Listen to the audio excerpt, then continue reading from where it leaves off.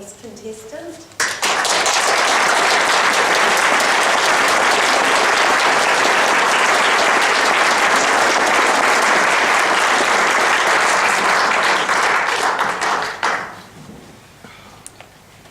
David Crisp, hunter-gatherer. Hunter-gatherer, David Crisp.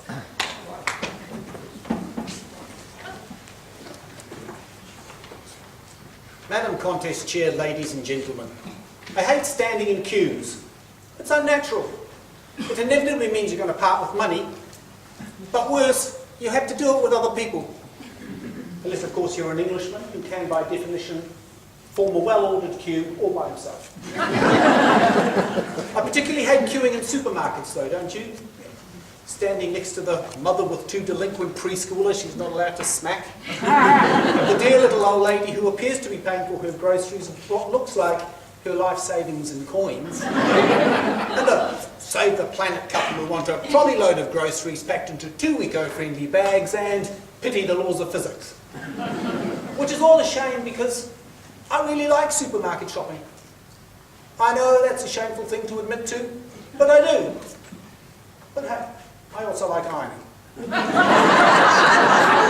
mean, where else can you go and test your true competitive spirit but in the supermarket? That last bastion of the hunter-gatherer.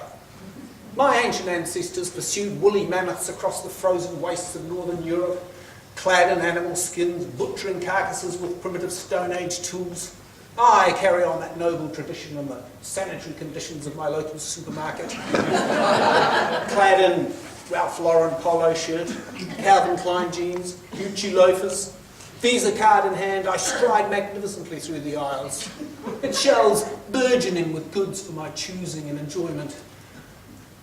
I care not a jot for my fellow shoppers who fall beneath the wheels of my laden trolley. It's every shopper for himself. Survival of the hungriest. Now you may scoff.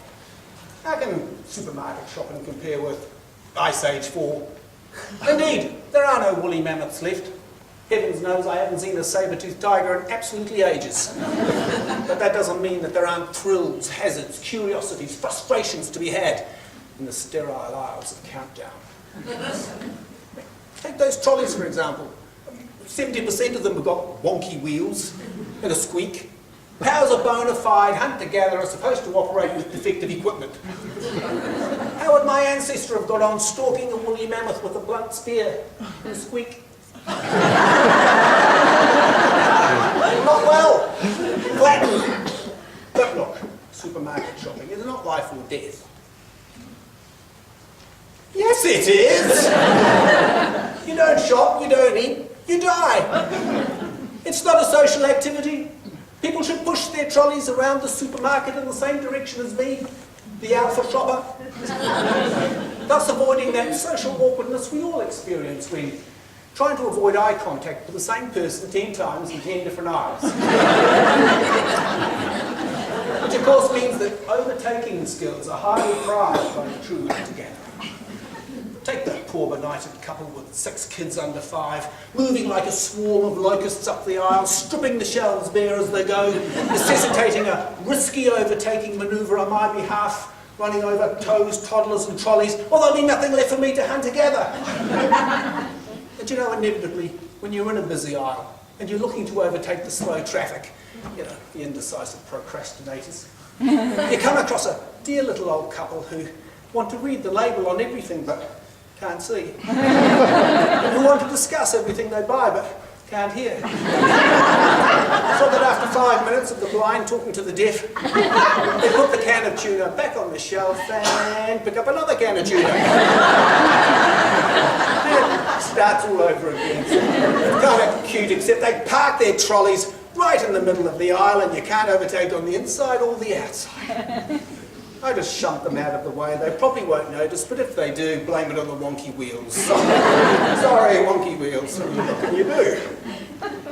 Less endearing, though, are those couples who persist in carrying out loud, pseudo-intelligent conversations with their dribbling toddler seated in the front of the trolley.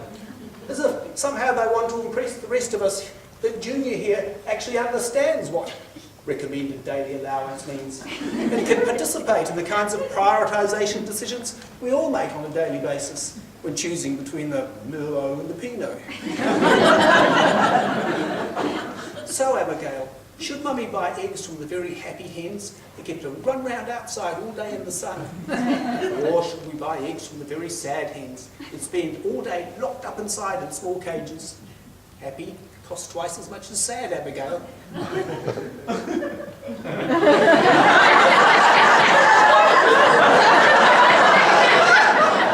Sad, Mummy?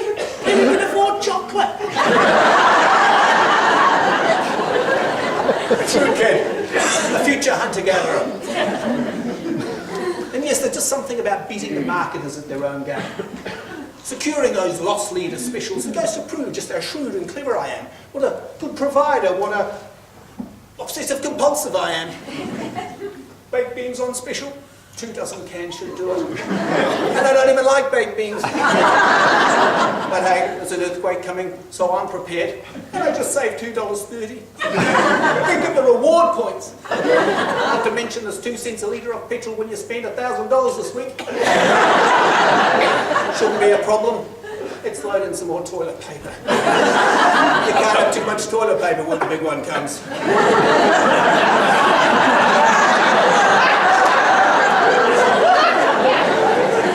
You can always tell a hunter-gatherer. The trolley's provisioned with maximum quantity for minimum cost, whether you need it this year or not. And you know, you can tell a lot by looking at the trolleys of your fellow shoppers. Their purchases lying there all exposed to public view. Mate, what's with the hypoallergenic skin balm? Harden up. Packing a couple with 6 kids in tow afford that much alcohol. They can't, but they need it.